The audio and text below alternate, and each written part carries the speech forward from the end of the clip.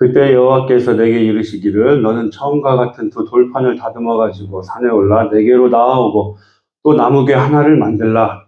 내가 깨뜨린 처음판에 쓴 말을 내가 그 판에 쓰니 너는 그것을 그 궤에 넣으라 하시기로. 내가 조각목으로 궤를 만들고 처음 것과 같은 돌판 둘을 다듬어 손에 들고 산에 오르매 여호와께서 그 총의 날에 산이 불 가운데에서 너희에게 이르신 계명을 처음과 같이 그 판에 쓰시고 그것을 내게 주시기로. 내가 돌이켜 산에서 내려와서 여호와께서 내게 명령하신 대로 그 판을 내가 만든 궤에 넣었더니 지금까지 있느니라. 이스라엘 자손이 그 애로 하나님에서 길을 떠나 부세라에 이르러 아론이 거기서 죽어 장사되었고 그의 아들 엘르아살이 그를 이어 제사장이 시기를 향하였으며 또 거기를 떠나 굿고다에 이르고 굿고다를 떠나 욥바다에 이른즉 그 땅에는 시내가 많았으며 그때 여호와께서 엘리 지파를 불러하여 여호와의 언약궤를 내게 하며 여호와 앞에 서서 그를 섬기며 또 여호와의 이름으로 축복하게 하셨으니 그 일은 오늘까지 이르니라. 그러므로 레위는 그의 형제 중에 둔깃이 없으며 기업이 없고 또 내 하나님 여호와께서 그에게 말씀하신 같이 여호와가 그의 기업이시니라. 내가 처음과 같이 40주 40야를 산에 머물렀고 그때에도 여호와께서 내 말을 들으사 너를 차마 멸하지 아니하셨고 여호와께서 내게 이르시되 일어나서 백성보다 먼저 길을 떠나라. 내가 그들에게 주리라고 그들의 조상들에게 맹세한 땅에 그들이 들어가서 그것을 차지하리라 하셨느니라. 아멘. 네, 앉아주시겠습니다. 네, 지난 9장에서는 저희들이 말씀 나눴을 때 항상 늘 여호와를 거역하였다 너희들은 그렇게 말씀을 했어요. 그런데 결국에는 9장 29절에 주님께서 우리를 주의 백성 곧 주의 기업으로 삼으셨도다 라고 말씀을 마쳤습니다. 모든 것이 주님의 은혜였죠. 늘 목이 곧은 백성으로서 주님을 거역하고 늘 따르지 않던 저희들이었습니다. 그러나 주님은 끝까지 저희를 사랑해 주셨어요. 끝까지 사랑해 주셔서 이 자리에 앉혀주셨습니다. 모든 것이 주님의 은혜였죠. 오늘 10장은 1절부터 5절까지는요. 언약궤에 대한 얘기입니다. 그때 하나님께서 나무궤 하나를 만들어라 라고 명령하십니다. 모세에게. 나무궤 하나를 만드는데 그 나무궤를 조각목으로 만들어라 라고 얘기하세요. 그리고 조각목으로 만든 나무궤 안에 지금 내가 너에게 준 그 돌판, 10계명 돌판을 넣어라 라고 말씀을 하십니다.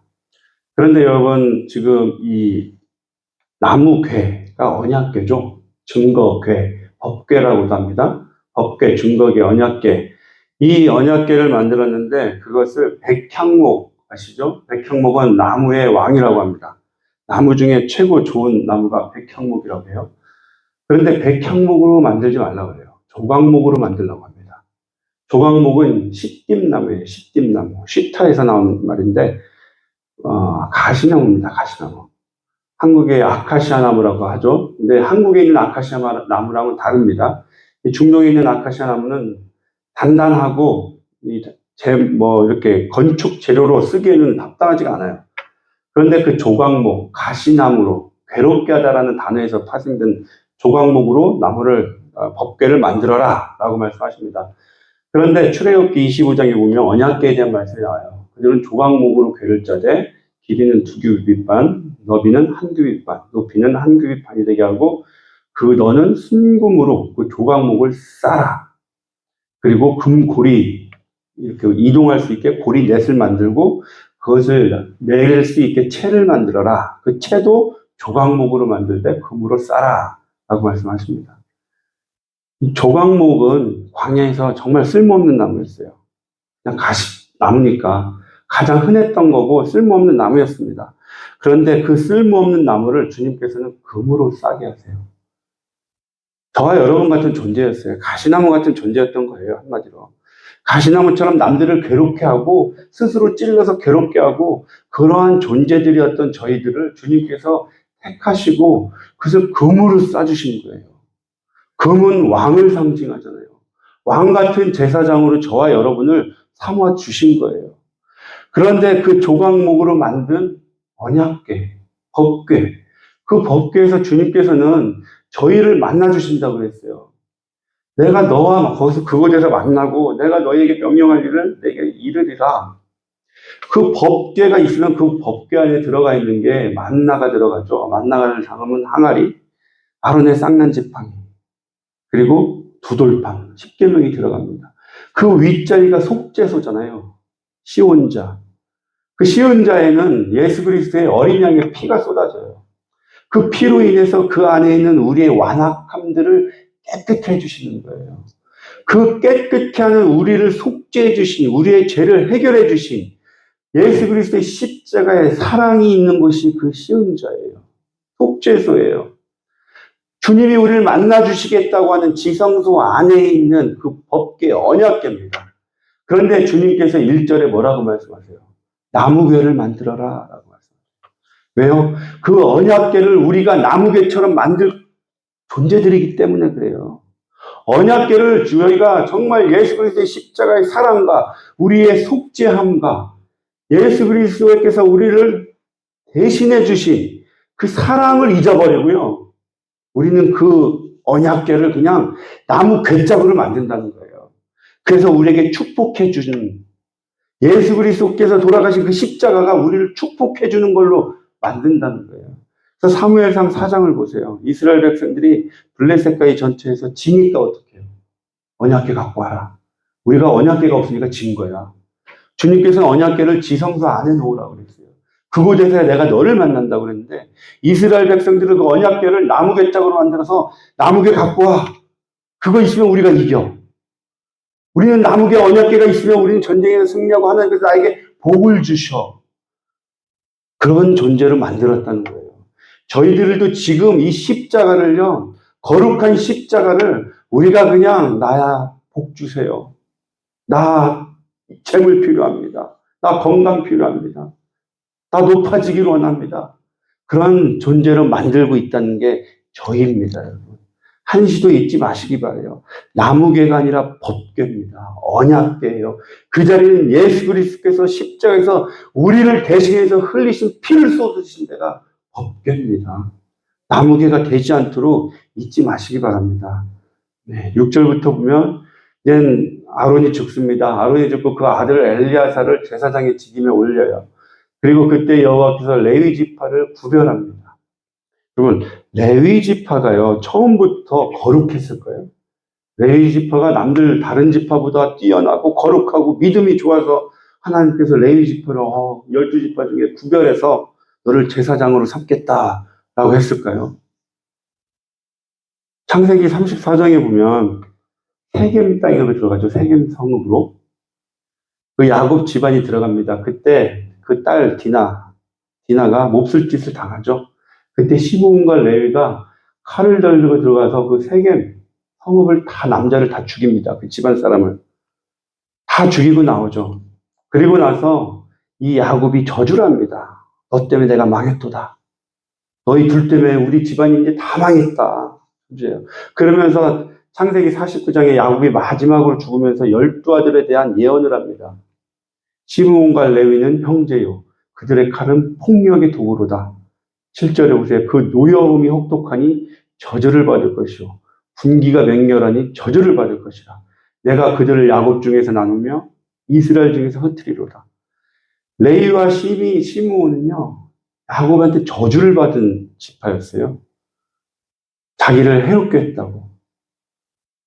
그런데 실제적으로 시므온은요, 나중에 가나안 땅에 들어서 땅을 분배를 하잖아요. 민수기 26장에 보면 두 번째 인구조사를 합니다. 광야 40년을 지나고 두 번째 인구조사를 하는데 이 시므온 지파가 12지파 중에 제일 적어요. 22,200명이 됩니다. 그리고 나서 시므온 지파가 땅을 받는데 어딜 받냐? 남쪽에 유다 지파 땅이 제일 컸어요. 유다 지파 땅 중에 남쪽에 제일 구석에 아주 땅도 제일 척박한 땅을 받는 게 시므온 지파예요. 결국엔 이 시므온 지파가 다 흩어집니다. 말씀대로 되는 거예요. 저주를 받아서 흩어집니다. 그런데 레위 지파는 어떻게 되냐? 출애굽기 32장에 보면 첫 번째 돌판을 들고 내려오잖아요. 십계명을 들고 그때 금송아지를 가지고 섬깁니다. 그 모습을 보고 모세가 얘기해요. 모세가 진문에 서서 이르되 누구든지 여호와의 편에 있는 자는 내게로 나아오라 하면 레위 자손이 다 모세에게 옵니다. 여호와의 편에 서는 거예요. 그리고 나서 모세가 얘기합니다. 지금 금송아지를 섬긴 자들을 다 죽여라. 그 레위 자손이 모세의 말대로 행하며 이날에 백성 중에 3,000명가량이 죽임을 당하니라. 모세가 이르되 각 사람이 자기 아들과 자기 형제를 쳤으니 오늘 여호와께 헌신하게 되었느니라. 그가 오늘 너희에게 복을 내리시리라. 헌신하다라는 단어가 위임하다, 봉헌하다예요. 이때부터 레위 지파가요 제사장으로 섬기게 됩니다. 여호와의 편에 섰을 때 그랬던 거예요. 자기 능력 가지고 레위 지파가 어땠어요? 그전에 자기가 싸움을 잘하는 민족이었어요. 자기의 능력을 믿었어요. 자기 칼을 들고 나가서 싸웠어요. 그랬던 레위예요. 자기의 능력과 힘을 믿고 살아가던 레위가 여호와의 편에 섰어요. 여호와께 편에 서서 여호와께 헌신을 합니다. 여호와를 붙들었어요. 그랬더니 과거에 있었던 그 모든 저주, 아버지가 말했던 그 저주들이요 다 날아간 거예요. 여호와의 편에 섰을 때 세상으로부터 오는 그 모든 저주가 다 날아가고 제사장이 되더라라는 거예요. 저와 여러분이 베드로전서 2장 9절에 말씀하는 왕 같은 제사장입니다. 저희가 레위와 같이 내 능력 믿고 내 칼 들고 나가서 싸우던 자들이었어요. 그러나 주님의 은혜로 우리가 주님 편에 섰을 때 주님께서 우리를 왕 같은 제사장으로 삼아주시더라는 거예요. 저희들 죽을 수밖에 없는 존재들이었지만 주님의 은혜였다는 거예요. 근데 마지막에 보세요. 결국에 6절, 7절, 11절의 통해서 계속 얘기합니다. 너는 길을 떠나라. 거기를 떠나라. 북구다를 떠나라. 그리고 네가 먼저 길을 떠나라라고 얘기해요. 그런데 이 길을 떠나서 결국에 가는 데가 어디예요? 가나안 땅이죠. 주님께서 약속하신 가나안 땅을 향해서 계속해서 가는 거예요. 이 말씀은 너희가 너희의 지금의 삶에 안주하지 말라는 거예요. 너희의 믿음, 지금 너희의 믿음이 만족하지 마. 우리의 삶의 믿음은요, 주님께 날마다 가까이 가야 돼요. 주님께 가야 돼요. 주님께서 원하시는 그 믿음의 분량대로, 어른의 분량대로 단단한 음식을 먹을 수 있는 존재가 될 때까지 우리는 계속해서 나아가야 된다고 얘기하고 있어요. 여러분, 지금 이 자리에 머물지 마시기 바랍니다. 주님께서 원하시는 자리로 가시기 바라요. 오늘 하루도 나는 됐어. 나는 이 정도면 됐어가 아니라는 거예요. 우리의 믿음은 믿음의 깊이와 넓이와 높이가 한없이 높아져야 돼요. 그 믿음은 주님께서 얼마든지 채워주십니다. 주님께 간구하시기 바라요. 주님께 나아가시기 바랍니다. 그러한 믿음의 용사가 되시길 주님의 이름으로 축원드리겠습니다. 기도드리시겠습니다. 하나님 아버지 감사합니다. 나의 나된 것은 주님의 은혜였습니다. 저희들 십자가에 달려 죽을 수밖에 없는, 죄로 인해서 죽을 수밖에 없는 존재들이었지만 주님의 은혜로, 사랑으로 이 자리에 있습니다. 저희들 순간마다 쉬지 않고 우리 입술을 통해서 주님께 찬양과 영광을 올려드리는 존재가 될 수 있도록, 그 은혜에 감사드릴 수 있는 자가 될 수 있도록 역사하여 주시옵소서. 오늘 하루도 저희의 입술을 통해서, 우리의 삶을 통해서 우리 안에 계신 예수 그리스도만 드러내는 귀한 삶이 될 수 있도록 우리 모두를 축복하여 주시옵소서. 감사드리며 예수님의 이름으로 기도드렸습니다. 아멘.